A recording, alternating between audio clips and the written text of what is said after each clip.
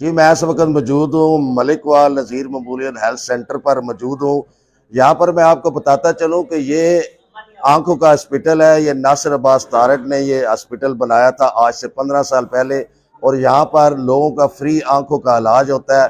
ये वैध अदारा है मलिक वाल तहसील में, जहाँ पर जो गरीब लोग हैं उनको ये सहूलत मुयसर है। मेरे साथ एक मरीज है, उनसे पूछते हैं, उनका आंखों का आज ये ऑपरेशन हुआ है। जी आप क्या कहेंगे हॉस्पिटल के बाद? अस्सलामुअलैकुम। मैं जनाब नासर तारड़ साहब का इंतहाई मशकूर हूँ, जिन्होंने इस इलाके में ऐसा हॉस्पिटल बना के सब लोग मुस्तफ़ीद हो रहे हैं जो फ्री ऑफ कास्ट है।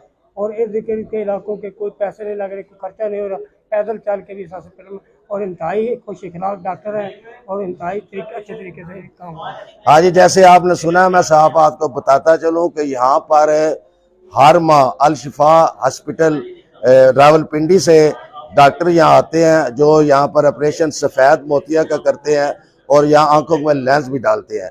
और नासिर अब्बास की तरह हर मुखैर हजरात अगर इसी तरह अपने अपने इलाके में ये ऐसे ऐसे हॉस्पिटल बनाए जाएँ तो लोगों को काफ़ी सहूलत मैसर होगी, जो बड़े हॉस्पिटलों में जाकर खर्चे नहीं कर सकते।